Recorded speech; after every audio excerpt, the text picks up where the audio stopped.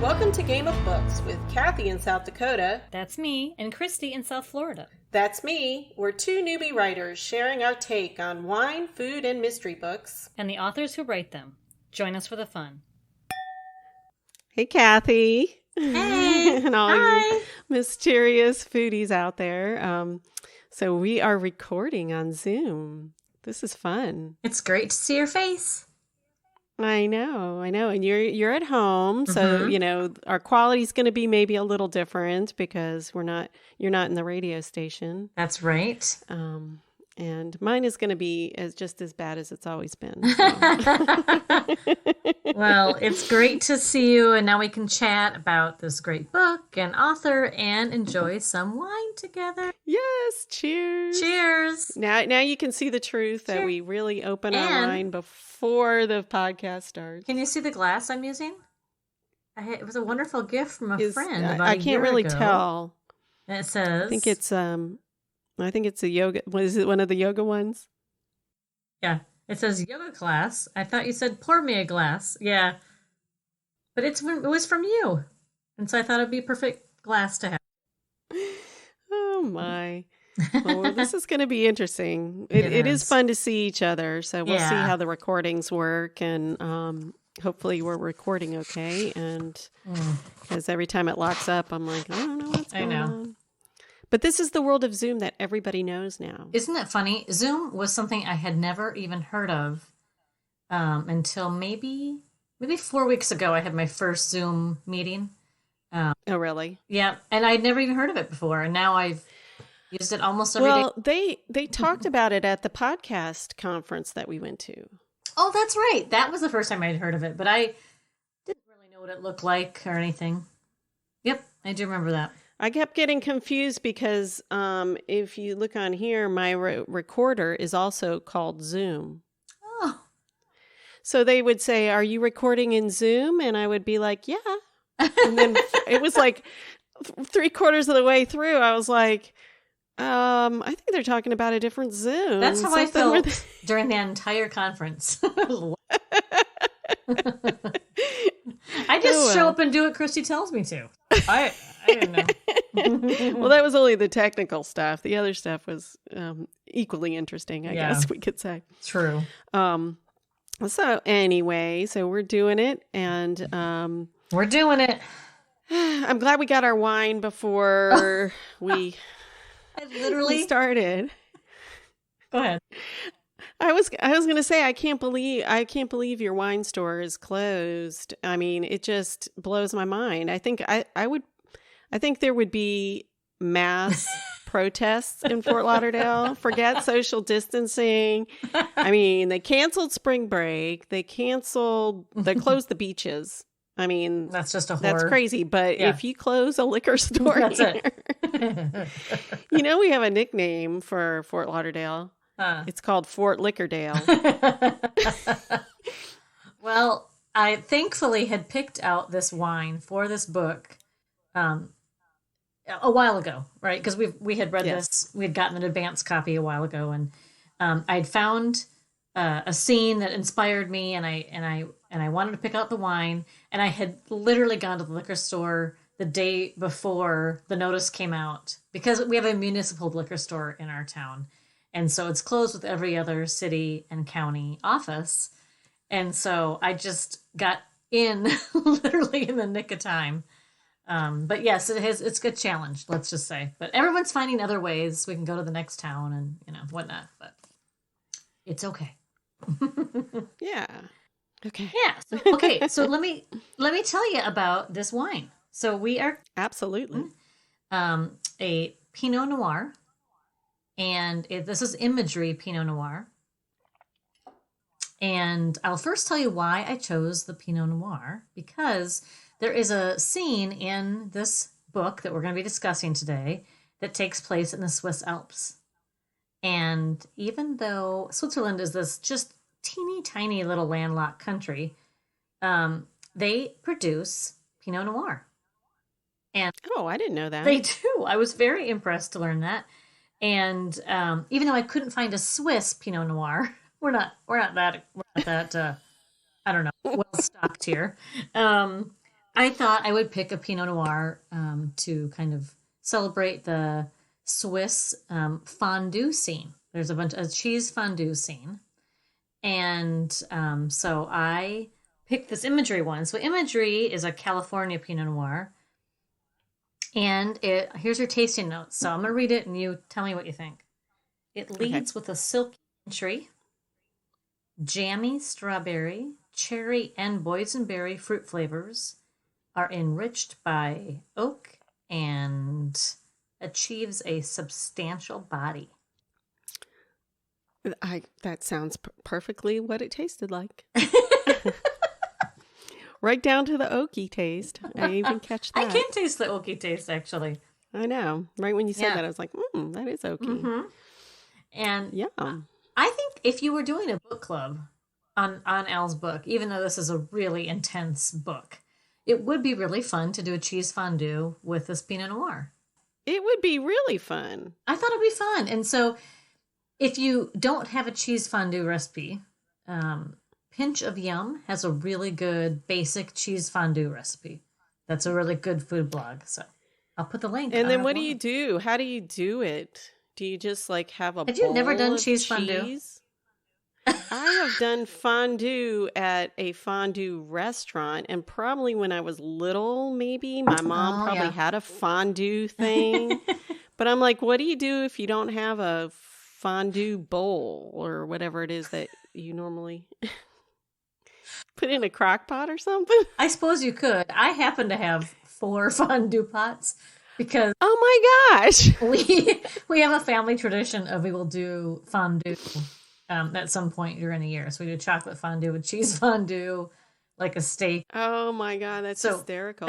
I know, it's really weird, but my husband loves it. So, and my kids do too. So I'm quite. Well, if you could see that this is like probably this section we're seeing here is about half of my apartment. So if I had 4 fondue bowls, no, it's not. I would be good using for them as storage. Planters or something. It's not good for storage. I would not recommend it, but I do have them. Funny, but it does sound like fun. I would enjoy that, I think.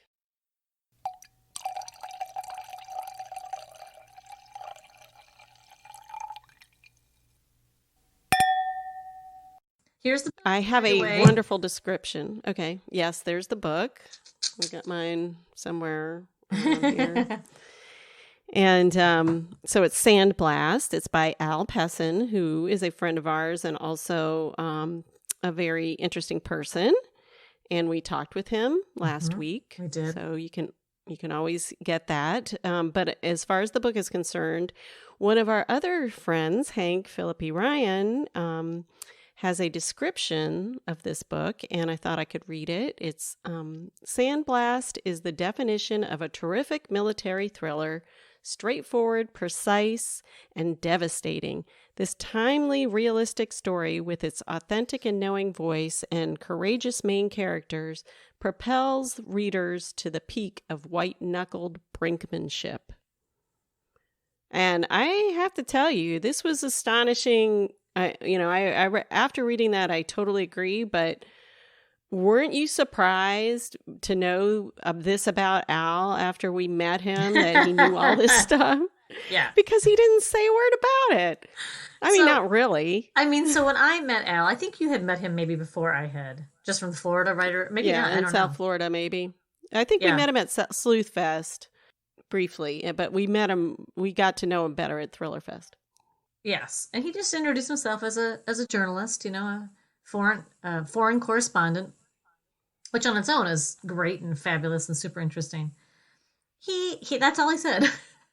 And so I had and when I first had heard that when he first told me that he had gotten a book contract and his book was coming out, I went away to the website he had just set up, and he had a bunch of incredible photos on there of him being over in Afghanistan and Iraq, and then when you read this book, you see the depth of his experience.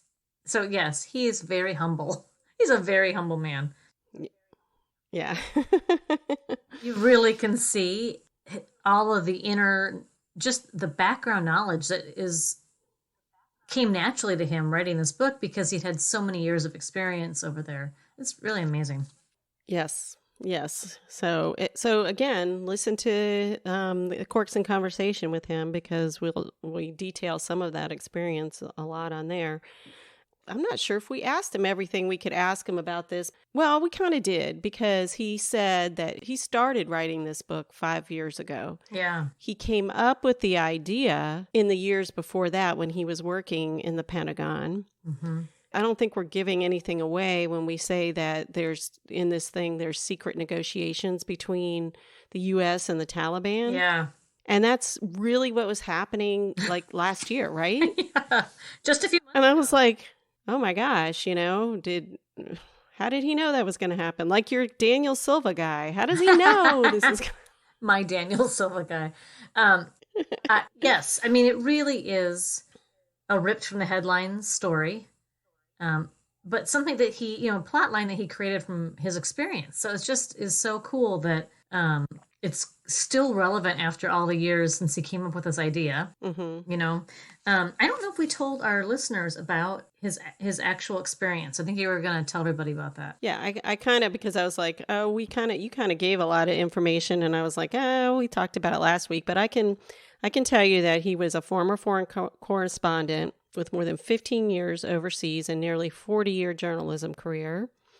And that Sandblast, this book, grew mainly out of his experiences as a member of the Pentagon Press Corps from 2005 to 2011, including numerous trips to Afghanistan with Secretaries Rumsfeld and Gates, and with senior military officers, visiting the headquarters in Kabul and several forward operating bases.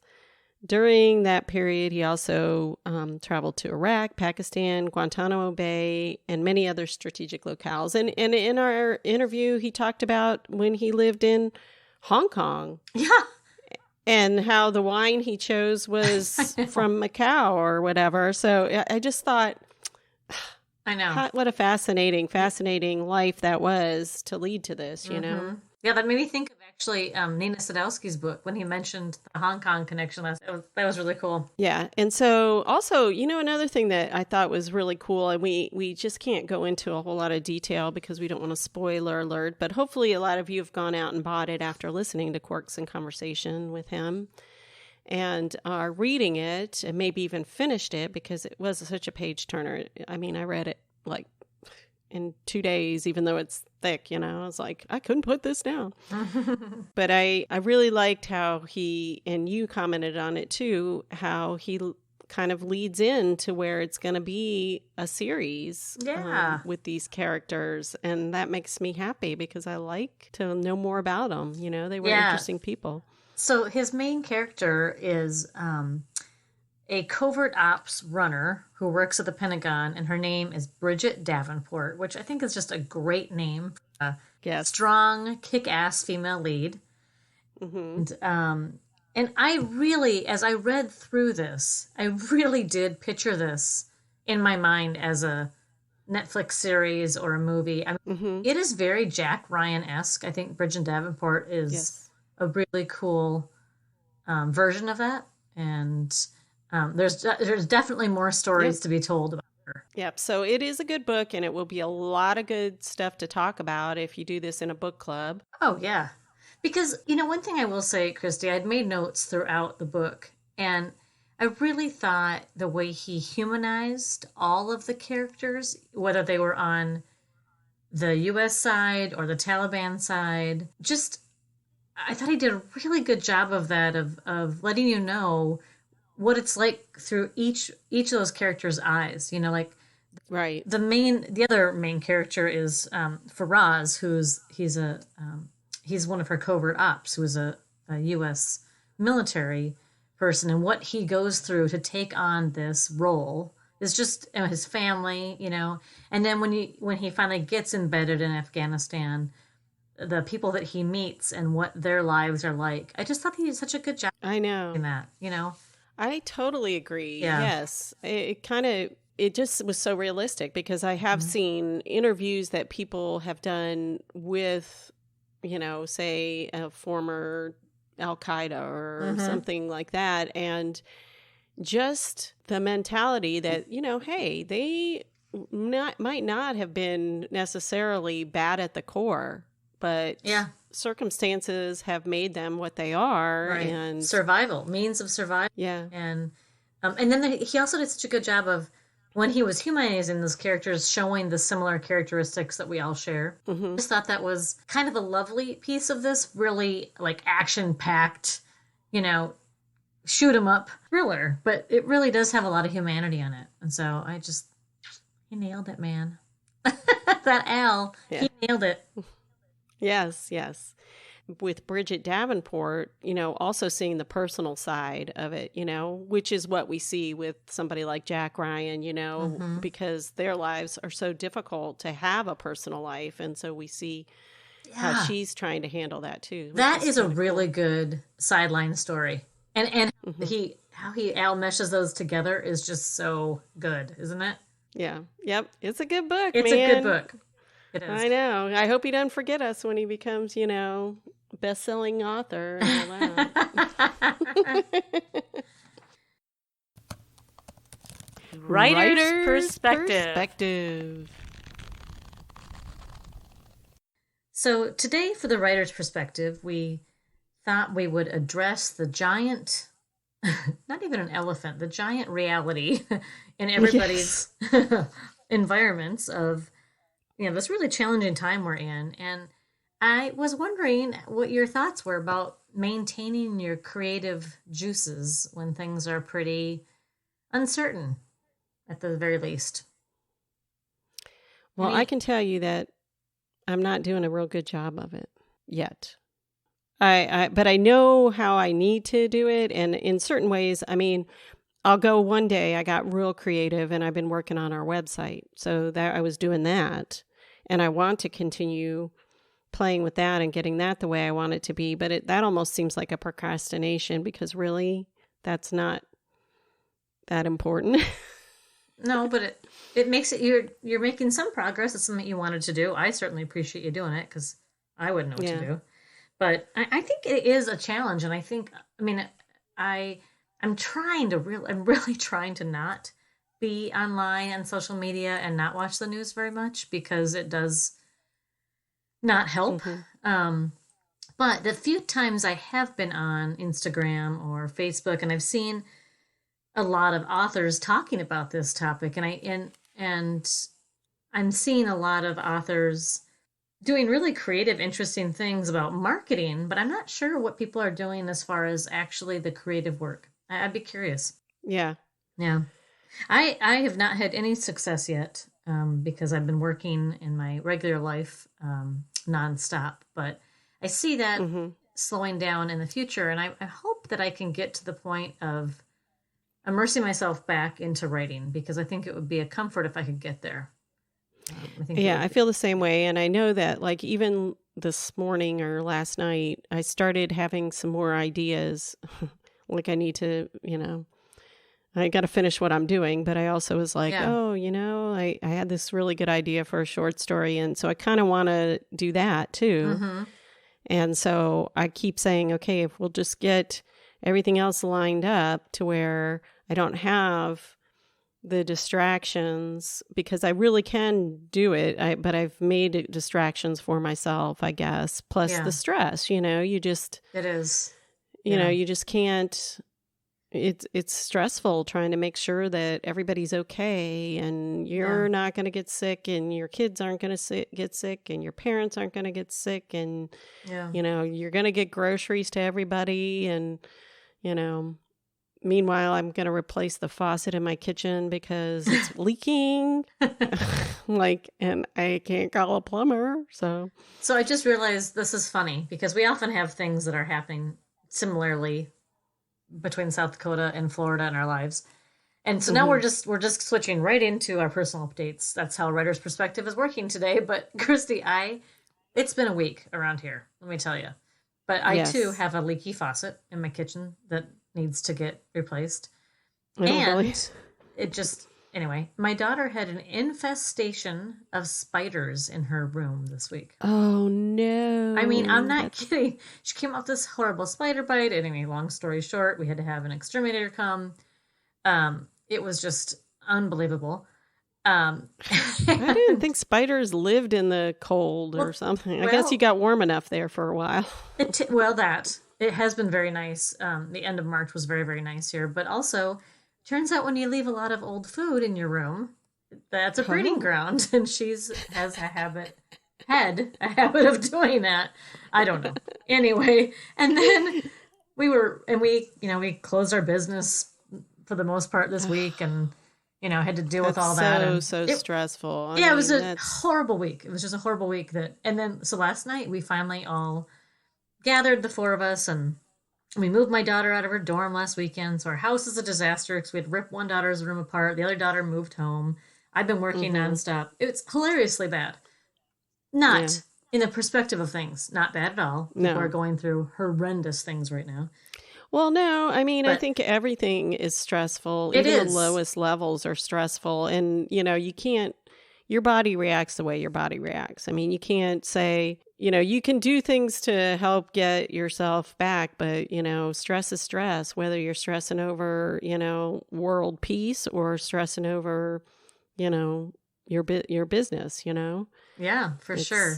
So last night we finally were gathering, trying to get some perspective on what's happened and how we go forward. And I swear to you, at that moment, this is just my husband and I. One daughter's in the shower on our main level, and the other daughter's downstairs.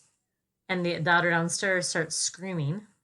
So we run the middle of our perspective conversation, and daughter who's on the main level's shower is leaking through our family room ceiling downstairs. Oh, no. Like buckets of water. Buckets. How? Oh, my gosh. Oh. So, anyway.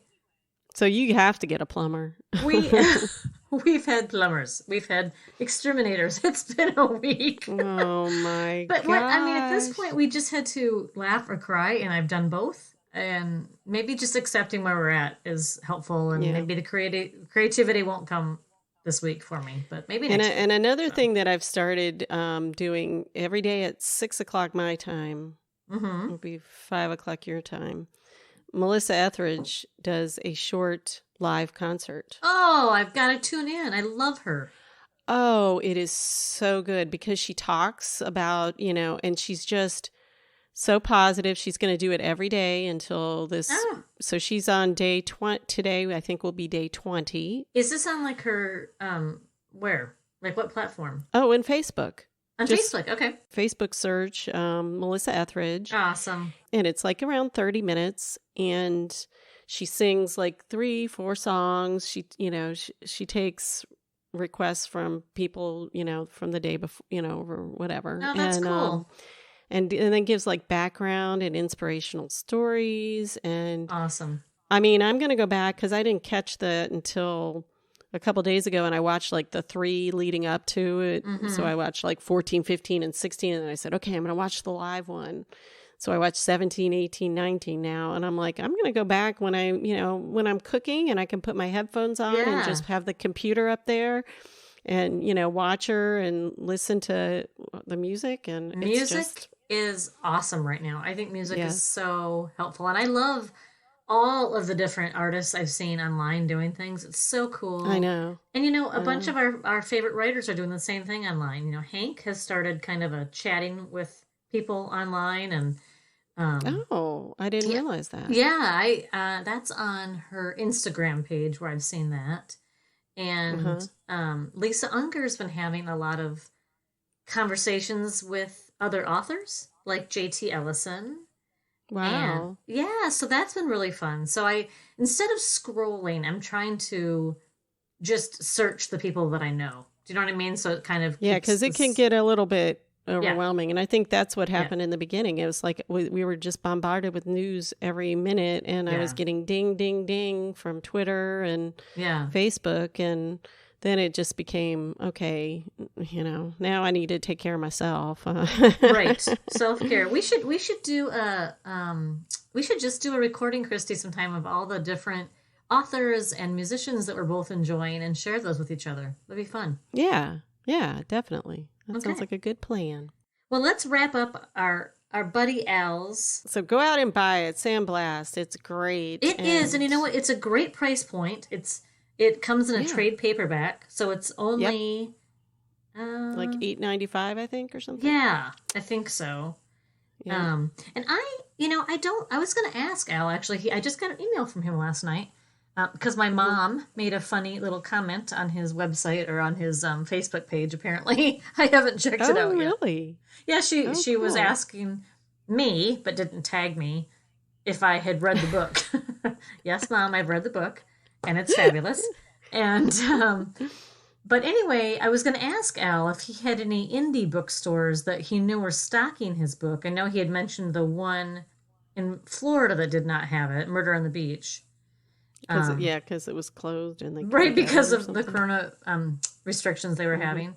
But I wonder if there are any other indie bookstores. But I know he did say you can get it on audiobook and for your e-reader. So just do that. Yeah, and Amazon, and then you can also get it from him, I think. Well, on his Facebook page. For sure, go to his website, alpessin.com. Yeah. But it is a great read. It really is a great kind of just a take you away, which is what I think one of the best things that books do, especially right now, right? It's just an escape, and that's what this is. It's a great escape. Yep. And next week we're going to have another great author. Oh, I'm excited. That we're talking to. And she actually did an interview. She interviewed Al. Did she? Yes, I saw it on his thing, like it was just this week. So I'm like, what a small world. I know. Yeah. For one of her blogs or something. So I'm like, she interviewed like several authors of different type of mysteries, and he was one of them. So I was cool. Awesome. I know. Remember when we talked to Lisa Unger earlier this year, and she talked about what a supportive community mystery and thriller writers are of each other? Mm-hmm. Yeah, that's exactly that. I love it. That's great. Yep. Well, cool. Well, this has been fun. Cheers, Cathi. Cheers to you. Thanks to our mysterious foodies out there for listening and sharing. Check out our website, gameofbookspodcast.com, where you can find links to all we talk about. And if you subscribe to our weekly newsletter, you can get those links sent directly to you, along with any exciting updates. We are also on Facebook and Twitter under @GOBWriters. And if you enjoyed this episode as much as we did, we would love to hear from you, and please subscribe to Game of Books wherever you listen to podcasts so you don't miss any of our book club ideas and Corks and Conversations with award-winning and best-selling authors. That's all for today's episode of Game of Books Podcast, where we share food, wine, and mystery every Friday morning, just in time for the weekend. This is Christy and Cathi saying thanks for listening. Bye, everybody.